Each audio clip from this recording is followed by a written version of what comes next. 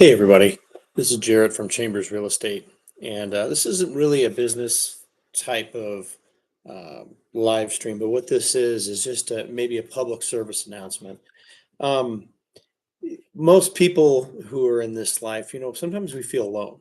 And that's just how it is. We go through life alone. But one of the things that happened pretty recently to me was a friend of mine offed himself, whether by accident or what have you. But his name was Dustin. He passed away about 4 months ago.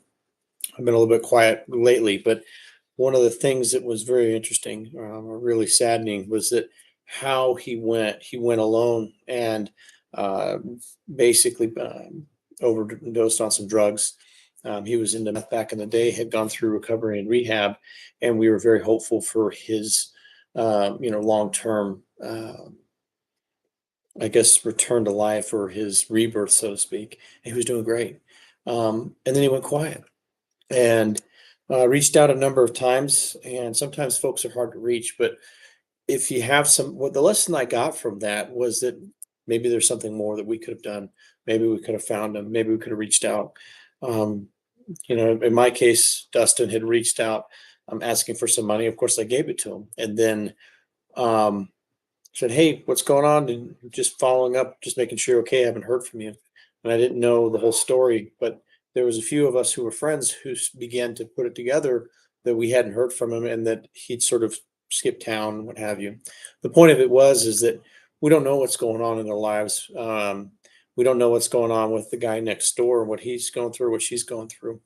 And I guess people are important. People are more important than they actually think they are. And just because they're going through something at that moment in time, that momentary situation where they feel invalidated or don't have worth, um, they do. He was important to me, regardless of whether or not he knew it or not. And going through, I hate to think of the demons that he was dealing with before he passed. But if you have a friend, if you're worried about him, if I could just put out there to everybody who is within earshot or catches this video. Um, if you have somebody you're worried about, reach out. Let them know that you care for them. Let them know if maybe there's some stuff in the past that have happened. There's some forgiveness that needs to occur. Let them know that you don't care. You don't care about what had happened, and you care more about them.